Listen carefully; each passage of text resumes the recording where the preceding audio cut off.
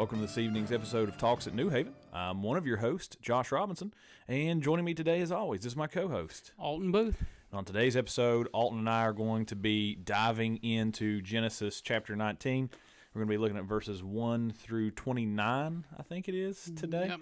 Yeah, we didn't do last week. It was Super Bowl Sunday, right? Yeah, had the Super Bowl, had a Valentine's party here at the church. It was a busy day. Busy day, so we're picking up today, picking up where we should have been last week, and so kind of fitting 2 weeks worth of content into today's episode. But should be a really interesting one because there's a lot of weird stuff in Genesis 19, is. and you know what we like. We like the weird stuff. Yeah, there's going to be all kinds of fun stuff here.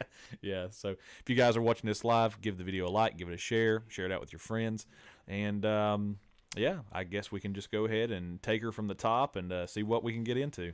Yep. So we'll start right here in verse 1. Yep. And we'll just start at the top. We'll go verse by verse, all the way through all 29 verses. We'll try not to be here an hour, but we'll see how that goes. Yeah, I'll be surprised if we're not. So verse 1 starts off. It says, "The two angels came to Sodom in the evening, and Lot was sitting in the gate of Sodom." So first thing there, this is the first time these two men have been acknowledged as angels in the text. Mm-hmm. We noticed that with when the three men came to Abraham. Mm-hmm. We noticed how slowly it was revealed to Abraham that it was God. Right? Mm-hmm. He didn't know at first, and the reader didn't know at first. Right. And then as it went on, it was revealed. So here's the first time it's been revealed as angels in the text. It's still not been revealed to Lot that these are angels. Yeah. So at this point, Lot just thinks these are two men coming to the city. Mm-hmm. Right? Yep. And then it points out that Lot was sitting at the gate of Sodom. Yep. So what's the significance of that location, of where he was sitting there? Yeah, well, so in a lot of the ancient Near Eastern cultures, the gates were where the elders hung out at. I mean, that was certainly true with Israel and their culture. You see, we did the Book of Ruth a few years ago, and whenever you went to redeem someone, you went to the gates, and that's where the elders hung out. So it was very similar in a lot of other ancient Near Eastern cultures as well. That's where the important people were spending their time. And odds are, from the text and a couple of details that are in the text, we'll get to another one here in a minute, odds are Lot might have been a significant person in the cities of Sodom. So right. We don't know at this point exactly how long Lot had been in Sodom. No. We just know that he had went there back in Genesis 13 when he and Abraham separated. That's right. He went to Sodom. Yep. So finishing off verse 1, it says, "When Lot saw them, he rose to meet them and bowed himself with his face to the earth." So he saw these men coming. He stood up from where he was sitting and went to meet them, to basically welcome them into the city. Yeah, he's being hospitable. Right. So verse 2, he said, "My lords, please turn aside to your servant's house and spend the night and wash your feet." So this is very common, ancient Eastern kind of thing. Yep. A stranger comes in, you welcome them in, you give them a place to wash their feet, you give them a place to stay for the night. Yep. Then you may rise up early and go on your way. They said, "No, we will spend the night in the town square." Yep. So what the angels are doing here, they're going down to kind of investigate the city. That's right. Almost. Yep. They've heard bad things about it, and they're like, okay, let's go see how bad it is. Yep. And they're going to find out real quick how bad it was. So Lot, in verse 3, he pressed them strongly. So strong, so they turned aside to him and entered his house. And he made them a feast and baked unleavened bread, and they ate. Yep. So the angels said, okay, we're not going to come to your house. We're just going to stay in the town square. Right. And Lot tells them, that's not a good idea. I insist you come to my house. Now, at this point, through verse 3, I think we can touch on kind of the contrast here between the actions of Abraham when the three men approached and the action of Lot when the two men approach. Actually, that just made me think of something. Yeah. There were three men that approached Abraham. That's right. There's two. There's two that approached Lot. Yep. And it's the two angels. That's right. Why do you think that is? Well, so chapter 18 leaves off with the Lord tarrying and the two angels going on. So in verse 22 of chapter 18, It's the passage where Abraham is interceding for Sodom, and it says, "So the men turned from there, and they went on toward Sodom." So the two angels, which we're seeing here in the beginning of chapter 19, they go on their way, but it says, "But Abraham still stood before the Lord." So the Lord stays behind. He's talking with Abraham, and the two angels seem to go on. So I'm thinking that, we're just picking up directly from right there. There could be some theological significance to it, but in my mind, it's just a continuation of the narrative is what I'm thinking. But Right, and it could be possible that God, being a holy God, could not even enter into the evilness that was Sodom and Gomorrah. yeah, that's a good point of Like, consideration. It's so bad that he couldn't even enter the city. Yeah, So that's why the two angels go in his place. yeah, it's interesting. But we see a contrast here between Abraham and Lot and how they receive these guests. Right? Chapter 18, the three men come. Abraham rises and he runs Right. to meet them. Right? Yep. But chapter 19, the two angels come and Lot sees them and he rises to meet them. Yep. He doesn't run out. He doesn't put forth the extra effort Yep. to run out to meet them.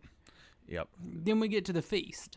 So what does it say in chapter 18 about the feast that Abraham provided? In verse 15, it says, "While I bring you a morsel of bread that you may refresh yourselves, and after that you may pass on, since you have come to your servant." So they said, "Do as you have said." But then we see that Abraham does more than just the morsel of bread.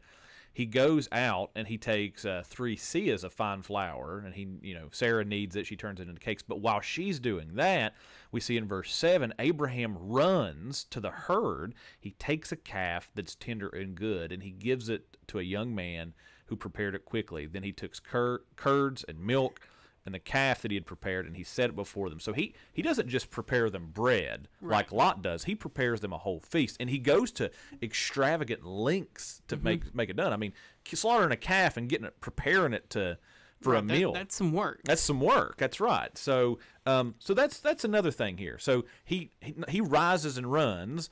Lot rises. Lot gives them unleavened bread. Abraham prepares a feast. So Yeah, and then, that's the only food mentioned in Lot's feast. Yep. So it says he made them a feast and baked unleavened bread, which this is written after the Exodus event. Yep. So the people of Israel, when they read this, they're going to be really familiar with the difference Right. between unleavened bread And leavened bread.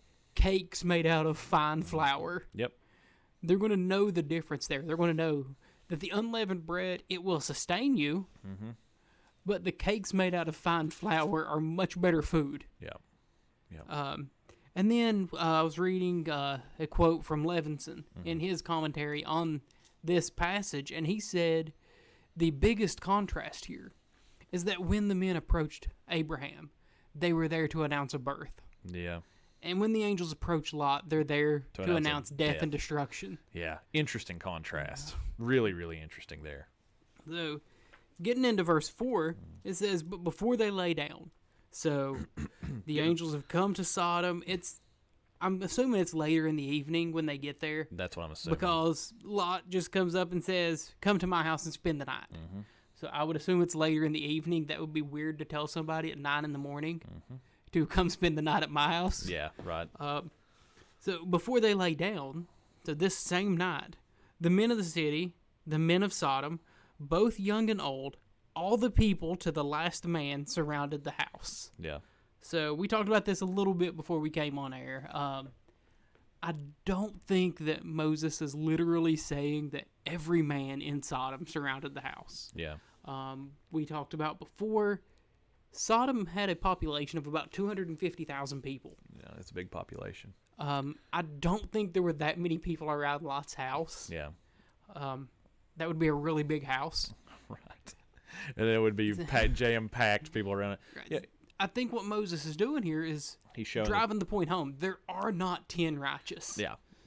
Yeah. He's using it's a rhetorical device is what it is. Interesting point here is that the angels are about to lay down and go to sleep. Like, you don't typically think of angels doing that. That's true. It's kind of odd, But anyway, I didn't throw that into the sermon last week, and as we were sitting here thinking about it, I was like, That's odd. There's a couple odd things here in this text that with the angels, so they eat, Right. which is odd. Then they're going to sleep, which is odd again. And then what the men of Sodom are going to ask to do with them is also very odd. But Right. I'm going to make the point later on that it's a parallel back to another story that we've already covered. But Yeah. So in verse 5, so all the men are surrounding the house, and they called out to Lot, "Where are the men who came to you tonight? Bring them out to us that we may know them." yeah, So the word "know" Yeah. used right here is it doesn't mean to so we can get to know you. right, it doesn't mean to get acquainted. Right. It is the same "know" that is used throughout the Old Testament. Yep. When you see that Abraham knew his wife. Genesis chapter 4, when Adam knew Eve, his wife, she conceived and bore a son. It is Right, you do not conceive through small talk. No. That's not what their plan was here. This is an intimate type of knowing. And it's a, in the ancient world, the reason why it gets this connotation is it comes down to what's called epistemology. And basically what epistemology is how you know someone. And so that's why the language gets used here. But basically in our world, we think that knowing something is done by breaking it down and reading about it. That's a very Western way of knowledge. In the Eastern mindset, that's not how you do knowledge. So the way that you get to know your wife is by not learning facts about her, but by dancing with her Right. and having intimacy with them. So that's the reason why the Bible uses this word choice of knowing. So interesting. Right. So these men want these angels who, as we discussed, Lot doesn't know they're angels. Right. These men surely don't know they're angels. But they want these men to come out so they can know them. Yeah, it's an ironic kind of callback to Genesis chapter 6. Right. Whenever you have the sons of God and the daughters of men, and they are knowing one another and Right. producing. In that instance, you have the sons of God who are the fallen angels. That's right. And they are coming down to know the daughters of man. Yep.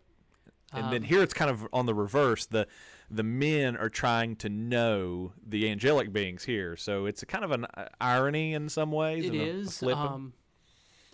And so we made it 13 minutes before we got to Giants. So Yes, did pretty good today. Did pretty 13 good minutes today. before we got to Giants. If Travis Turner's watching, he's dying right now, wherever he's at. So verse 6, Yeah. Lot went out to the men at the entrance and shut the door after him. So he walked outside, he shut the door behind him. Yeah. And he said, "I beg you, my brothers, do not act so wickedly." All right. So we see Lot here as a righteous man full of upstanding morals who is, okay, don't do this. This is not good. Reminiscent of Noah here in this part, like Noah preaches righteousness, it says, for 120 years. Right. But then Then the very next verse, we see all of Lot's morals fall apart. right. Right? So verse 8, "Behold, I have 2 daughters who have not known any man. Yeah, so Let me bring them out to you, and do to them as you please. wow, Lot. Only do nothing to these men, for they have come under the shelter of my roof." So don't do this to these men, but here are my daughters. You can go ahead and do what you want with them. They've not known any men. They're good. Go ahead. Right, so what I see here, and this is something I'm just kind of putting together as I'm reading, Yeah. Lot is taking the virtue of hospitality, and he's holding that up Yeah. higher than his duty as being a father. Yeah. That's a really interesting point. Elevating hospitality over responsibility of being a father. Right. That's And that almost puts you in the mind of putting the outward appearance of righteousness above the actual act of righteousness. Yeah, that's a good point. Really good. Yeah. So, verse 9, the men, they deny his offer. Yeah. Stand back, they said. Stand back. And they said, "This fellow came to sojourn, and he has become the judge." So that's going to go all the way back to verse 1. And Yeah. we're talking about Lot maybe being an important man and a leader in Sodom. Yeah. So the men of Sodom say that this fellow came to sojourn. Yeah. Now he's the judge. He's He came to live here because he had nowhere else to go. yeah. and now he is the judge who is above all of us and can tell us what to do. Yep. So now, of course, they're saying this as an accusation that he's putting himself in a position of a judge. Right. But at the same time, there's something here saying, hey, Lot was an important man in Sodom. Yeah, and the gates that he's sitting at the beginning has meaning to it. It's not just some throwaway detail. Right. The only people you see sitting at the gates are the leaders on the Elders. inside of the gate or the lepers on the outside of the gate. That's good. And Lot's not one of the lepers, so he must be one of the leaders. Yeah, that's good. Then, finishing up verse 9, the men said, now we will deal worse with you than with them. That doesn't sound like a fun time. It does not. No.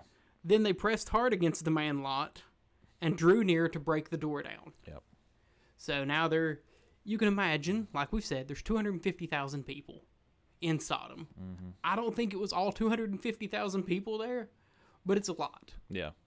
And all of those people are pushing against him and pushing against the side of his house. So Lot's as he's being the one person saved from the destruction of Sodom, he's nearly being destroyed by Sodom here. Yeah. He's nearly being trampled and crushed That sounds like a bad time by the too. city. So we get to verse 10, and now we see the angels come back into play. So the men reached out their hands and brought Lot into the house with them and shut the door. So they pushed the door open, grabbed Lot, pulled him inside, and shut the door behind him. That way they could Save him. get him in Yep. so he would not be crushed. Because, I mean, what are they doing there? They're destroying the city? Yep. And actually, I'll take that back. They're not destroying the city. No. They're just delivering the message the city's going to be destroyed and for Lot to get out. Yep. Yep. So that's their purpose for being there, to save Lot. So that's what they do here.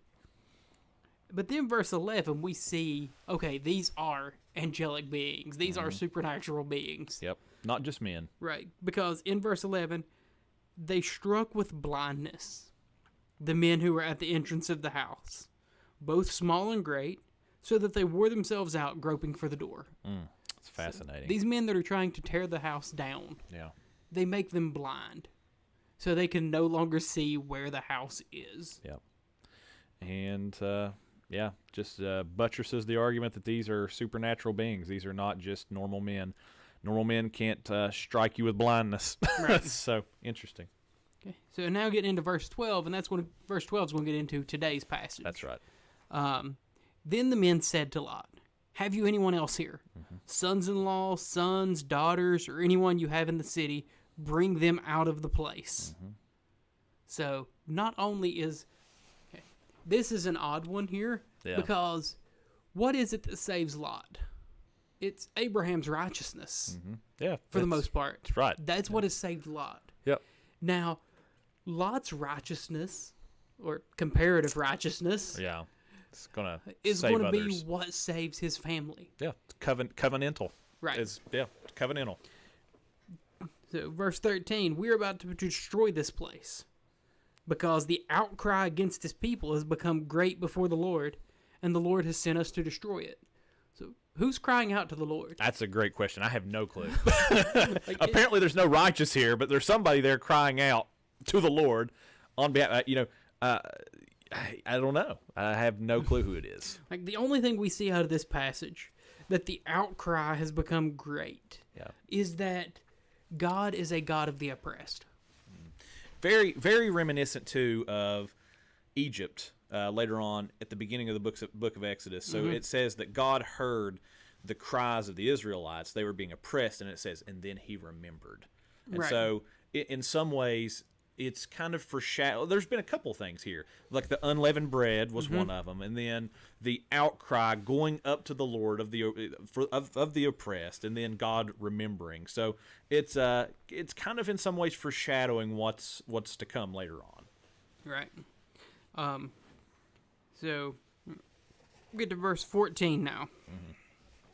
So Lot went out and said to his sons-in-law, who were to marry his daughters. Yeah, that's it. It's really interesting. So it's odd that they're called his sons-in-law before they're married. Right. Now, we do have a NIV Bible here, and we have a copy of the Septuagint. Yep. that words that a little bit differently. Yeah, and let's see, that's verse what verse Verse 14.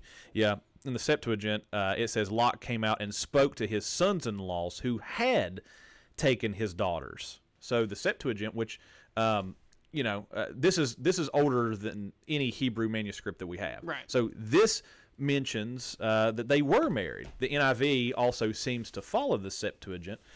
In verse 14, it also says, so Lot went out and spoke to his sons-in-law who were pledged to marry, but there is a footnote in the NIV, and it says, or were married to. So from what I understand, I was looking before we got on here to Dr. Gordon Wyndham's World Biblical Commentary, Genesis 16 through 50. Excellent commentary. He notes that either translation is acceptable, that you could make the case that they were pledged to marry, or you could also, on the other side, make the case that they were married, which would make sense of the sons-in-law language. Right. But it doesn't make sense of why they've not known a man.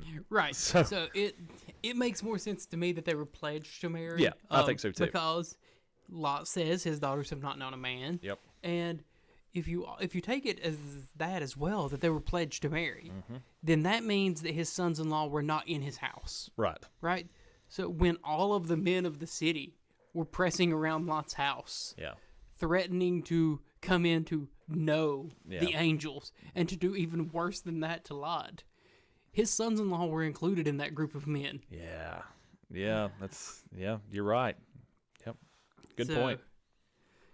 Now, finishing verse 14, Lot says to his sons-in-law, up, get out of this place, for the Lord is about to destroy the city. So, I mean, pretty clear. Yep. Like, the city's going to be destroyed. Leave. Yep. Get up. Go. But he seemed to his sons-in-law to be jesting. This is the translation there for jesting is also laughing, which is a playback and a callback to Right. Sarah, who's laughing and that kind of thing. But it's interesting because he's like, "Hey, get up! This is the Lord's about to destroy us." It's like, you're just playing. Like, what kind of a sense of humor does Lot have? Yeah. That when he says something like this, they assume it's a joke.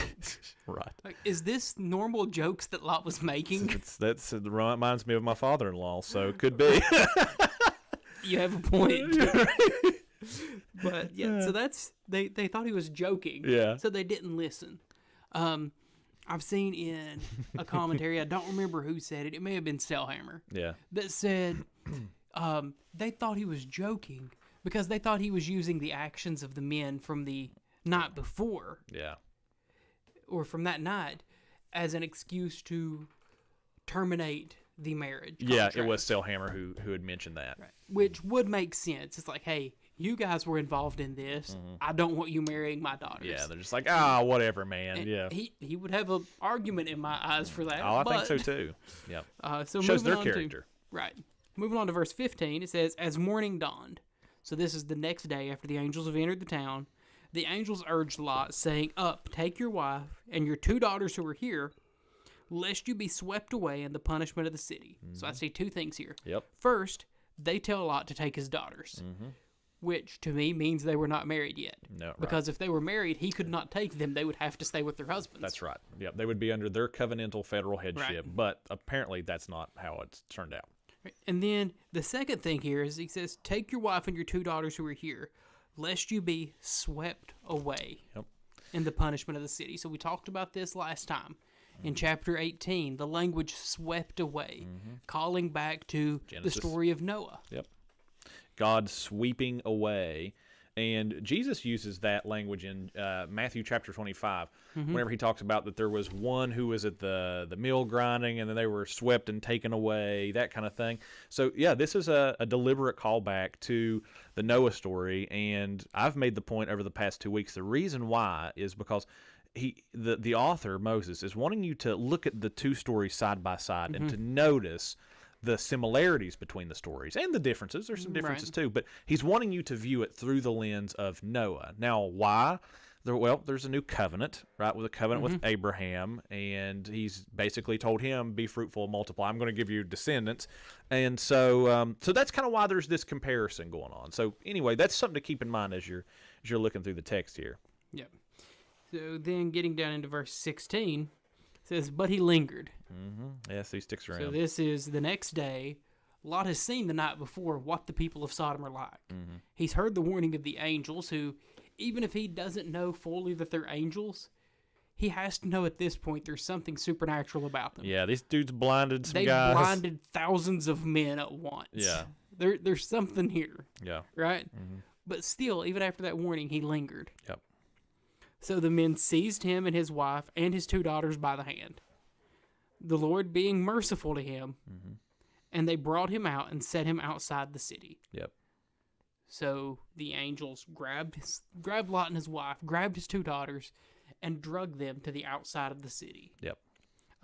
But the important line in that verse, I think, is where it says, the Lord being merciful to him. Mm-hmm. Yeah, it's showing God's grace, Right. His mercy. The Lord's showing mercy here. He's not destroying Lot with the city. Yep. Even though we've seen Lot was not a righteous man. Which is a beautiful display of what God has done for us in Christ Jesus, because we're under His federal headship. He is under the federal headship of Abraham, so that means that he's a part of this covenantal people, and so because of the federal headship of Abraham, grace and mercy is extended to him. And in the same way, the same thing is true of those who are in Christ Jesus. Yes, we slip, we fall, we're not perfect either, but because we're under a perfect federal head, God extends grace to us, but not only to us, but to our families as well. So Looks like our camera has died again. oh no. I think we still have audio. Oh, okay. So let me try to fix Yep. the camera real quick. Alton working on the fly, ladies and gentlemen. Oh, I think that we might have it. Yep, and Okay, so we have camera back. We're back. I don't think we lost audio through that. No, So no, we didn't. Okay, I'm so seeing we'll the go ahead subtitles. and we'll go down into verse 17. Mm-hmm. And verse 17 said, "And as they brought them out, one said, 'Escape for your life. Do not look back or stop anywhere in the valley. Yeah, Escape to the hills, lest you be swept away.'" yep. So there's the language again, swept away. The reference back to Noah again. Right, so we have a couple references here that I think are really, really important. They're told to escape to the hills, right? What are the hills usually signs of? Yeah, the presence of God. It's very reminiscent of the Ark too. It's got 3 layers, right, with Right. the top peak. So it's flee to the Ark. Right, flee to the ark, flee to the presence of God. Yep. Do not look back into the valley, into the darkness, into the destruction, Yep. but flee to the one that has shown you mercy, the one that has shown you grace, and the one that has pulled you out of this city that you were very nearly destroyed in the night before when the city itself tried to crush you. Yep. And then he says again, escape to the hills lest you be swept away. So we've Obvious seen that callback. multiple times now, talking about sweeping away. Yeah, the language is very, very intentional. It's not just there randomly. It has meaning. Right. It's very important. There's going to be more of it. Right. So we see first Lot lingers inside the city, and the angels drag him to the outside of the city, and they tell him to leave, and Lot says, "Oh no, Oh, no.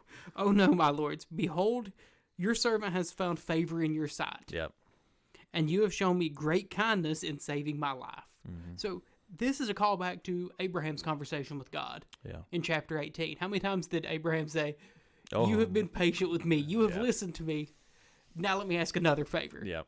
Let me ask Right? you another So question. Lot's doing the same thing here. Yep. "But I cannot escape to the hills, lest the disaster overtake me and I die." Yeah. Lot's old. Lot's old at this point. He's a little younger than Abraham, but Abraham's like 90 years old at this point, 100 years old. Yeah. So he's a little younger than that, but still pretty old. Yeah. And he says, "I can't make it to the hills." Yeah. I mean, I've seen my father-in-law try to go in the hills. I'm giving him a hard time today. So verse 20 says, "Behold, this city is near enough to flee to, Yeah. and it is a little one. Let me escape there. Is it not a little one? Repeat And it. my life will be saved." Right. So he's really hammering home the point that this city he's wanting to flee to is small. Small. It's Yeah. like, okay, you're not going to be saving that many people if you let me go there. Right. It's kind of what he's getting at. And then verse 21, he said to him, "Behold, I grant you this favor also, that I will not overthrow the city of which you have spoken. Escape there quickly, For I can do nothing till you arrive there. Yeah. Therefore, the name of the city was called Zoar, Yeah. because Zoar literally means small. Yep. But he says, I cannot destroy Sodom until you arrive at Zoar. So basically, say, take as long as you need. I mean, he says go quickly, Yeah. but he said, I will not start this destruction until you arrive at safety. So, why was Lot not able to escape to the hills Yeah. if the destruction would not begin until he arrived at safety? Great question. So now we'll get down into verse 23. So this is, the ESV has a break here, and Yeah. it gets into the actual section on the destruction of Sodom. Yeah. And it says, the sun had risen on the earth when Lot came to Zoar.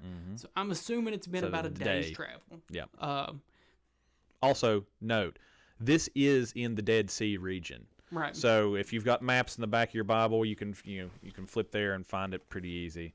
Here's the Dead Sea for the camera.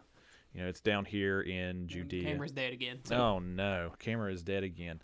Well, we'll get it fixed again. But whenever the camera comes back, I'll point this to it real quick. That way that you guys can find it on okay, in your camera's Bibles. back now. Okay, camera's back. All right, so if you're looking in the back of your Bible, most Bibles have maps in the back of them. The Dead Sea region is actually down here, just southeast of Jerusalem. So you've got the caves of Qumran, that kind of thing. And so this area is down around here, and it is a area that is known for being salty and sandy and dead and barren. So going to be really important here in just a few minutes. Right. But just going ahead and throwing that fact out there. Okay, so we saw in verse 23, this is the next morning. Yep. It's taken him a day to get to Zoar. Verse 24, then the Lord rained on Sodom and Gomorrah sulfur and fire from the Lord out of heaven. Really interesting things It going uses on the here. word rain, Yes. which is, of course, going to call your mind back to the Noah story. Yep. The right? Lord made it rain, and then the fountains of the deep burst forth in Genesis chapter 7. Right, so there we see the fountains of the deep bursting forth. That's right. And verse 24 here, we see what kind of appears to be a volcano, Yeah. which could be. would be the fountains of the deep bursting forth. Again. Except without water, it's fire and It's sulfur. It's related though, because in the ancient worldview, you had the elements, right, which are earth. You had earth, water, wind, and then fire. And Right. so it's totally within the parameters of this worldview that these things relate. Another interesting thing to call to mind here, and I didn't bring this up this morning because this is a whole different rabbit hole. But notice that it says that. Yeah, here it is in verse 23. Verse 24. Then the Lord rained on Sodom and Gomorrah sulfur and fire from the Lord out of heaven. So the Lord, who is obviously talking to Abraham on earth, Right. is also calling down fire from the Lord in heaven. Interesting. Which kind of makes me believe that the Lord that's talking to Abraham on earth is a Christophany. That's exactly right. Yeah. Because, like we talked about at that time, we don't see God the Father taking the form of man Right. on earth. Yep. At any other point in the Bible. Yep. We see God the Son Yeah. take form of man several times. Yeah. Dr. Mike Heiser, in his book, I think it's Unseen Realm. I don't have it here with me. But he talks about, this was in Judaism, this was called the two Yahwehs doctrine. And he basically says that it is a predecessor to the Trinitarian theology Right. that's going to come later on in the New Testament. But basically he's saying that in Judaism, this was something that they had for a while, and then they ended up just turning away from it. But you're going to see it in places later on in Daniel. Whenever Daniel gets a vision, he sees two Yahwehs. He sees one seated on a throne and then one seated at his right hand. And it was thought that Yahweh manifested himself in theophanic, however you want to say that, form on earth, which ties into Christology and Christophanies. And so that's what I believe is going on here as well. That's the best explanation, I think, of this passage. I didn't touch on that this morning, but that's all. You could preach a whole sermon just on that. Right. So then verse 25, and he overthrew those cities, and all the valley, and all the inhabitants of the cities, and what grew on the ground. Yep. I think the word overthrew is very interesting. Very interesting. Because for God to overthrow something, that means there had to be something else in charge for him to overthrow. Right. So that's going to take us back to the Babel event. Yeah, that's a great point. Yeah, really good point there. Overthrowing the principalities of this area. Right. You could even throw it in here too at a natural theology level. God overthrowing nature in some ways, because that's what he does with the flood. He overthrows the boundaries that he has put on the sea. Whenever he talks about in Job where he says no more. So overthrowing principalities, overthrowing those, that's really great connection. Another thing here too is it specifically mentions that, like, it just seems like a throwaway detail, but it's not. But it says that he overthrew all of those cities and all the valley and all of the inhabitants of the city and all that what grew on the ground. Very, very similar again to Noah when God, whenever he brings the flood and he wipes out all flesh, and it says everything that had the breath of life and everything that creeped on the ground. It says he blotted out every living thing that was on the face of the ground. Man and animals, creeping things, birds of the heavens, they were blotted out from the earth. Only Noah was left. So very reminiscent. Right. And there's another point here that we'll be able to touch into the next verse. In the flood event, how did they know the flood was over? Yeah. The waters descend. They're on top of the mountain. Then the waters begin to decrease. The dove goes out. Right, and what does it bring back? Yeah, it brings back a fig leaf, right? An olive leaf. Olive branch. So right. it brings back an olive leaf. It brings back something that grew on the ground to show that the flood was over. Yeah. Now look at verse 26. Lot's wife behind him looked back, and she became a pillar of salt. Right. So in the Old Testament and in this culture, when you overtook a city, when you defeated a city, you could either claim it as your own city, or you could, as we see with Abimelech in Judges chapter 9, you can raise the city, tear it to the ground, and sow salt over the city. When salt is strewn across the city, it declares that city to be barren, lifeless, and barren and dead, and it declares that it will remain that way. Yeah. So we see at the end of verse 25 that he destroyed everything that grew on the ground. Right. Now at the end of the flood, things grew again. But here, salt has been spread. That's right. Things are not going to grow there anymore. And so it's why I brought up the point that I brought up earlier. I think there's about four things converging here in this point. I'll talk about them more here in a minute. But this is known today as the Dead Sea region. Everything there is dead. Right. It's nothing but desert. You know, I even asked our congregation this morning, and your mother was the one who answered me. I said, "Why do you guys know why it's called the Dead Sea?" And she's like, "Because the salt content is so high there that nothing can live in it." Right.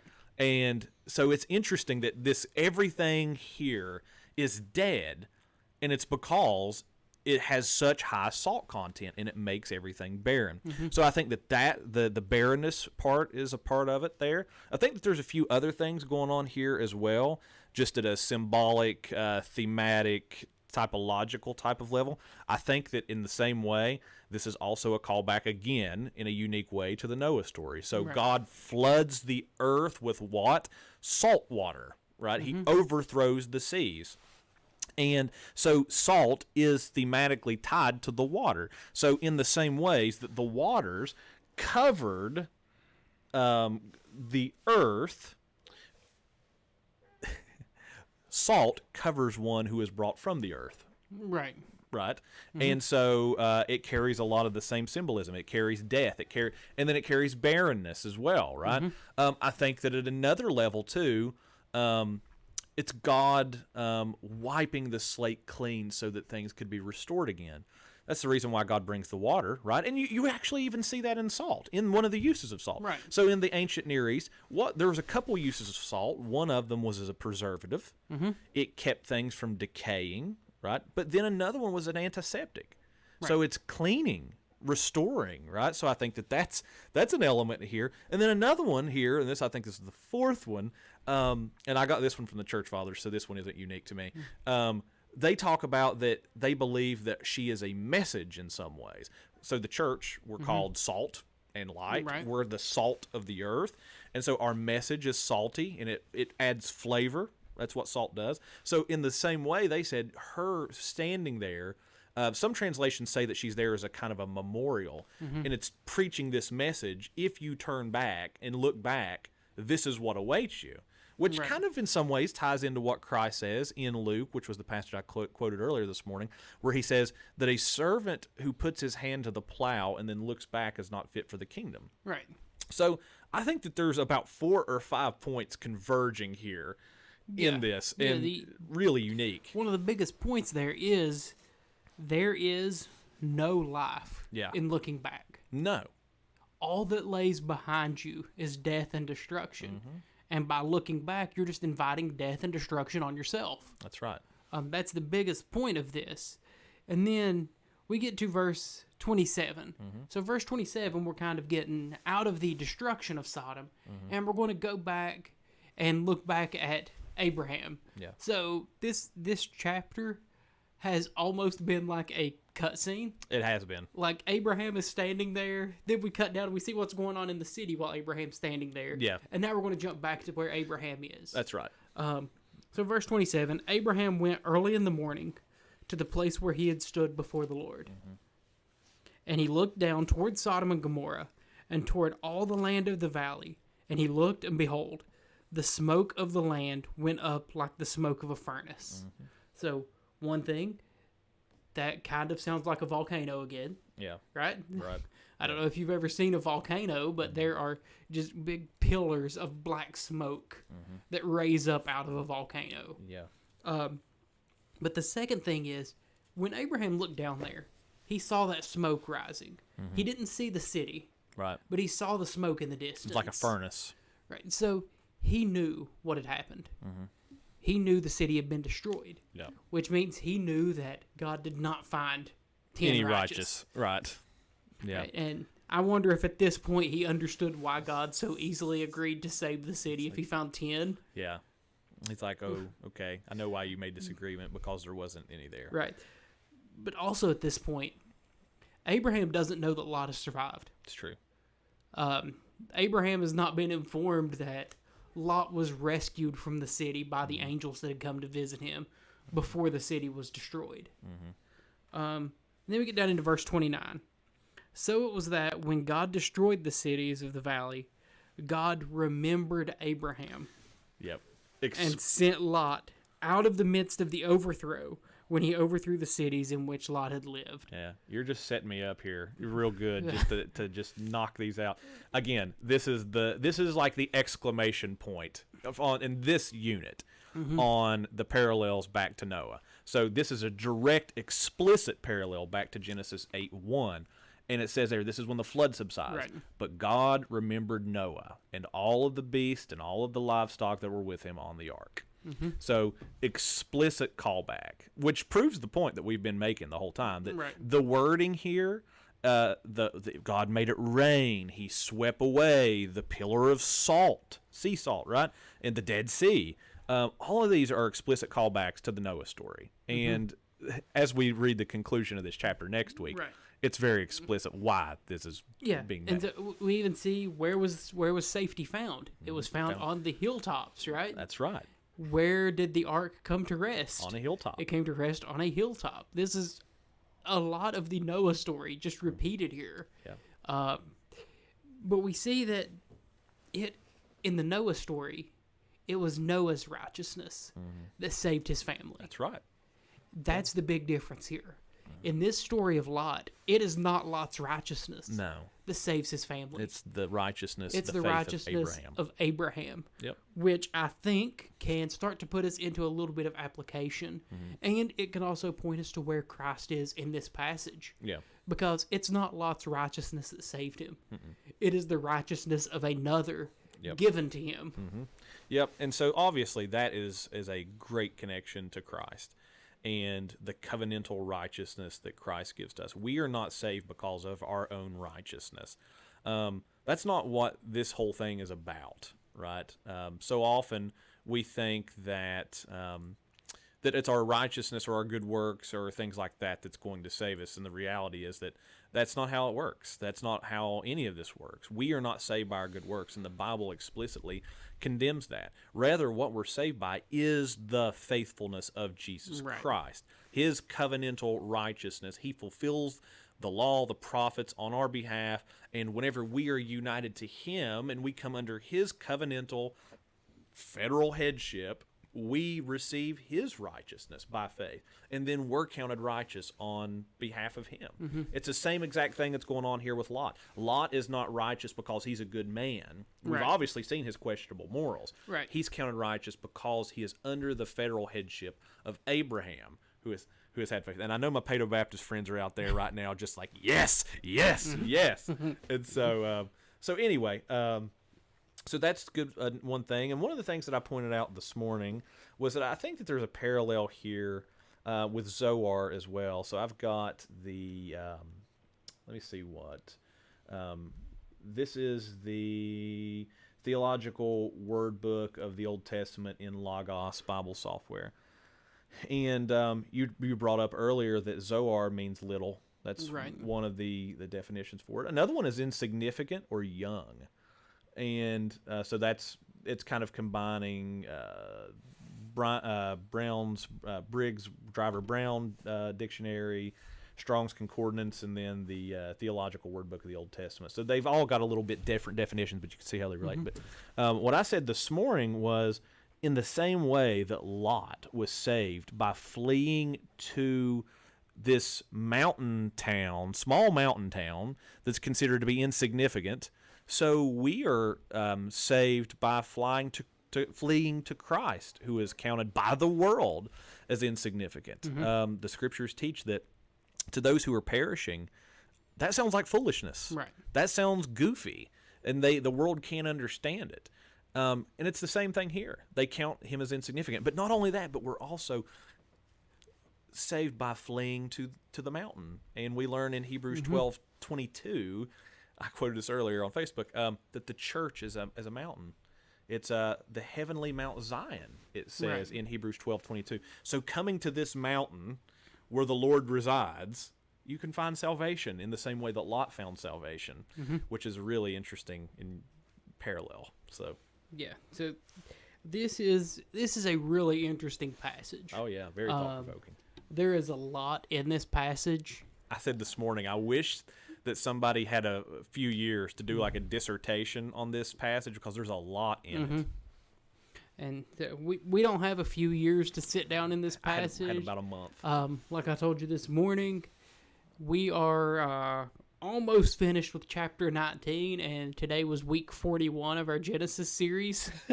41 weeks and we're in chapter 19. And there's 50 chapters in Genesis. We're on pace to get through Genesis in about 5 years. Yeah, so it's going to be all kinds of fun, but there's just a lot in this passage. You can see the parallels to Noah. You can also see the parallels to Christ, and the righteousness being given to another for salvation, and all of that. So I think that is a pretty good place to leave us this week. Next week we're going to look at Lot and his daughters, and this is going to kind of set us up for more of Genesis. We're going to see where a lot of the enemies of Israel come from. Moab and we're going to see more parallels to the Noah story. Big parallels in the next one. You wouldn't know this was a parallel to the Noah story if you hadn't seen that everything else was. That's right. So we're going to see those parallels coming up in the next couple passages. We have next week, we're going to be in Genesis.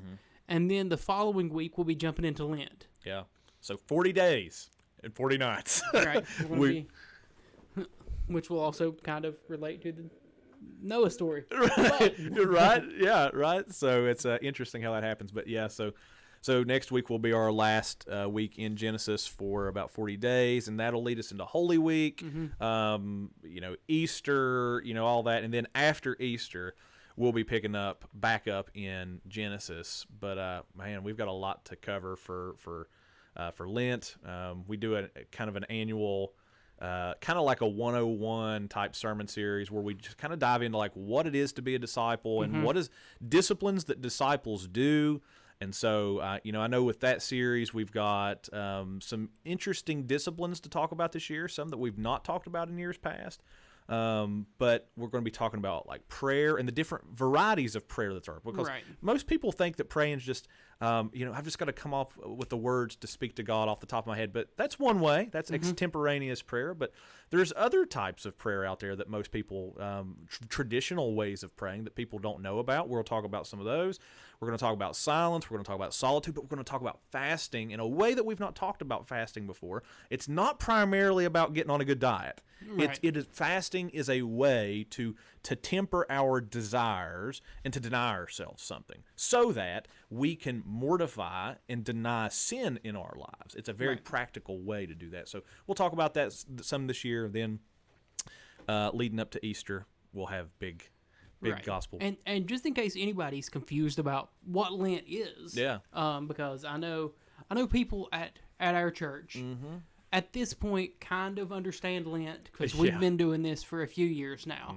But other people that may be listening in, maybe watching, may not be as familiar with it. So Lent is basically a period of preparation for Easter. And so that's what we do in Lent. We focus on how we can prepare ourselves for Christ. That's right.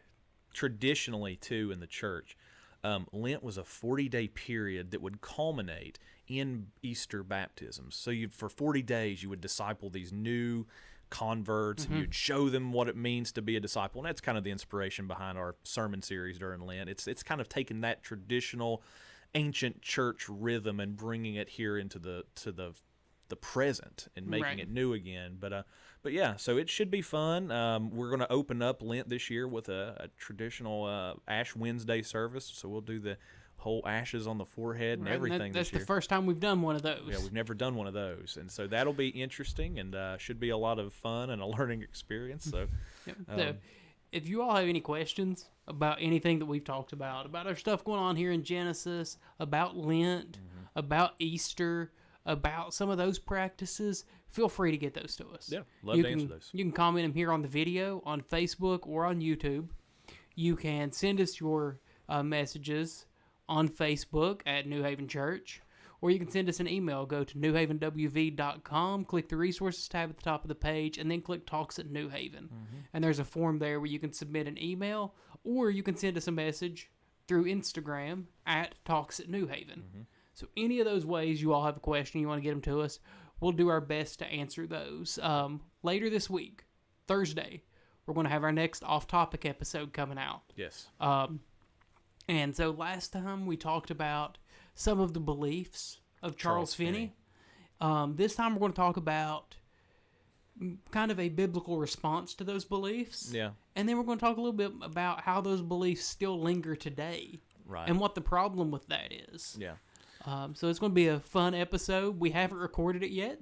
No, we're going to record it tomorrow, so we're not fully sure what it's going to be yet, but it'll be fun. Yeah, should be fun, I think. So, should be good, and the whole series on revival versus revivalism has been well listened to. People have tuned in for that. People have enjoyed that series, and we've not got a lot of questions about it, so I assume that means that we're doing a fairly good job of answering questions. So at least that's what we're going to keep choosing to believe, the story we're going to tell ourselves. And so, but if you guys have any questions about revival and revivalism, head on over to our podcast. You can find it, Talks at New Haven, on whatever podcasting platform that you listen to, whether it be Spotify, Anchor, Apple Podcasts, Google Podcasts. It doesn't matter. We're on it. Listen into that series, and if you got any questions, let us know. We'd love to answer those too. At the end of it, we're planning on doing a Q&R, question and response episode, And so that would be a good time for us to answer whatever questions Yep. you may have. So All right, so that's all that I've got for you. that's it for me. If you don't have anything else, then we will see you all next week. See you then.